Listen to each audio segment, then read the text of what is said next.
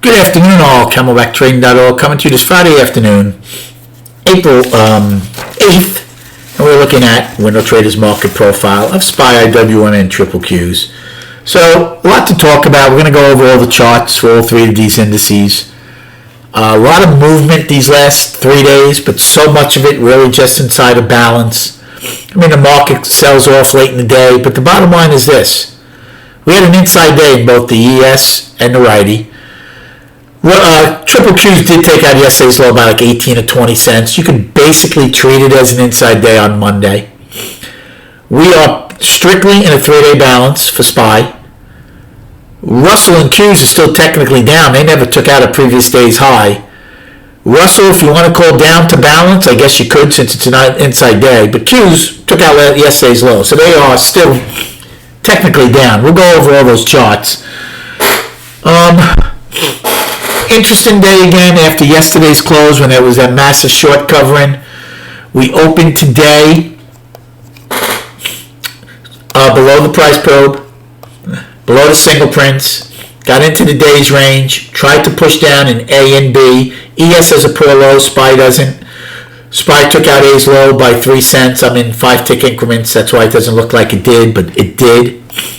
And then that was it. And then they pushed up. I had a good day trading. I had one really huge long in C period that paid me.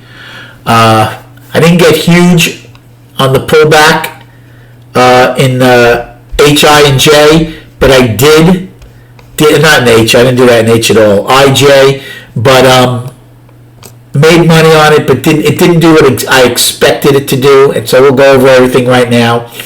First trade. And by the way, we closed below the 200-day moving average, but above the 20. So we're still stuck between that in SPY and ES. We did have higher value on the day. Volume not good at all, only 73 million, but the range again was good, just under $5.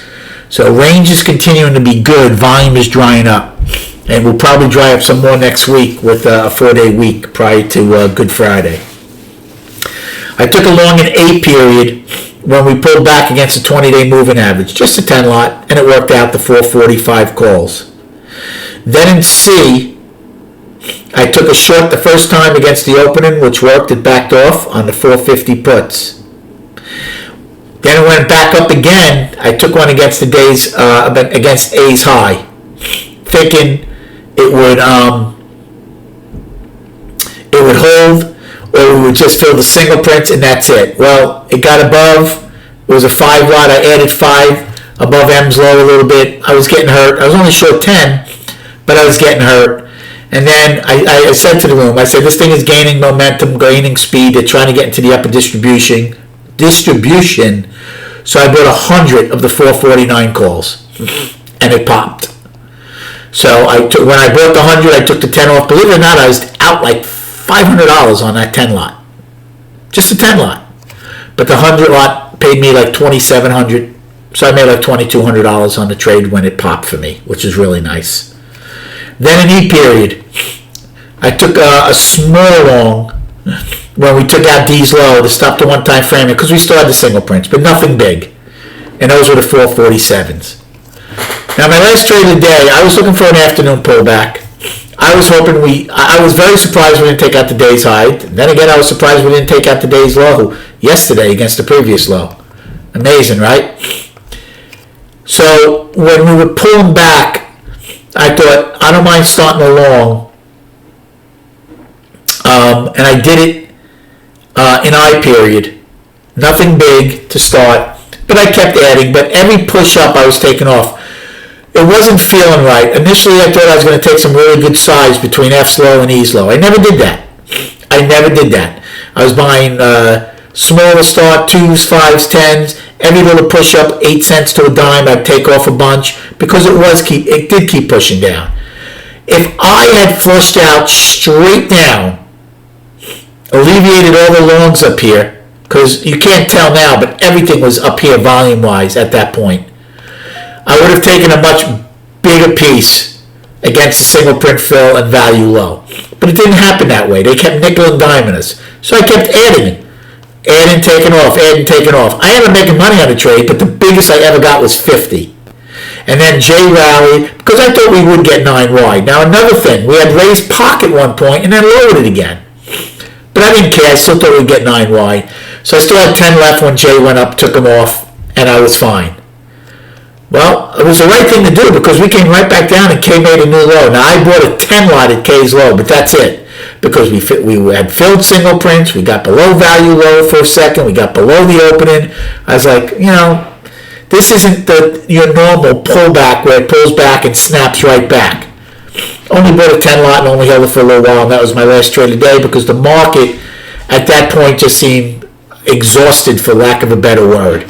And I was like, you know what? I had a very good day and a good week. I'm not going to press it. And that was it. I didn't do anything after that. As far as destinations, 9 wide, 449.08. That's F's low, upside. Then we have 450.63, today's high. 450.69, yesterday's high. And then 451.05, price probe, still from the 5th. And don't forget, we still have the single prints, which you should have. Again, inside day, we traded totally inside of yesterday. Downside, 445.94, today's low.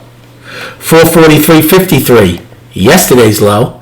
And then 443.47, weekly low. So the bottom of our 3-day balance is a weekly low, very important. And you should have all the other downside destinations I gave the last couple of days. Now let's go to the charts and break them down. Let's start like we usually do with the Russell. And again, I really appreciate the likes and subscribing to these videos. Tell your family, friends, co-workers if they're into the market, even if they don't trade. It's good to see what the market's doing and why, right? To know what the S&P, the NASDAQ, and the Russell's doing. So I'd appreciate that. And the rest of you, come sign up at camelbacktrading.org for $30 a month. So here's a monthly in Russell. It's pure balance. I'm not calling it up because we took out last month's high last month. It's balance. Again, it's subjective. So for now, I'm going to use a 3-month balance. I'll use March's high of 212.25 and February's low of 187.92. 3-month balance. Okay? Weekly. Weekly is balance. Right? We had gone up last week. Markets don't go bull bear, so I'm calling this a 4-week balance. And the reason I'm calling it a 4-week balance is because we took back so much of March 14th week. But here's the thing that's really scary for Russell. I said the 209.05 level was so important, and we blew above it to 212.25 and spent no time there. Well, this week we got above it again. And now we closed over $10. Over $10 below it. That's pretty bad. So what's your next destination? Well, 192. And if that doesn't hold, then the bottom of that 9-week balance is 188 or 187.92. So the monthly is balanced, the weekly is balanced, but that's a pretty poor close because if they take out this week's low next week, we're down. And the daily, again, you can call it balance if you want. I would probably call it down to balance because there's still one time framing down. And then we see how we come out of the inside day. But again, that's all subjective. But again, they're below the 200, the 20, and the 50. So, a lot of work to do still for them. Qs, balance. Again, 3 months. We're in a 3-month balance. Weekly, balance. 3-week balance. We never took out 3 weeks low again. So, it's a 3-week balance. And daily, down. Nothing has changed. We're down one time framing down 4 days. The gap is still their main focus. Remember, we filled our gap in SPY and ES. Triple Qs did not, and neither did Russell. They still have their gap. So triple Qs a balance on the monthly, balance on the weekly, but down in the daily. And then for SPY and ES, we're in a 3-month balance. Or you want to call it a 4-month balance. Again, it's all subjective. We'll see if we can take out last month's high of 462.07. But for now, it's strictly balance on the monthly. Weekly, 3-week balance. And I'm going to give you these. So the monthly balance, and this is important. 462.07 to 410.64. So that's basically a $51.50 balance. That's a pretty large balance. Weekly balance, 462.07 to 449.14. So we're in a $13 balance on the weekly. And daily balance, 3 days inside day. 450.69 is the top of the balance. 443.47 is the bottom of the balance. We closed above the 20, below the 200, and also above the 50. So clear as day for the ES, the market is in balance in all three time frames, which means it's waiting for more market-generated information. Does it come Monday when we come out of an inside day? Possibly. I do think we're going to have a lot of vacations over the next 2 weeks, before Easter and after Easter, so I wouldn't doubt if volume slows down. Hopefully the ranges keep up.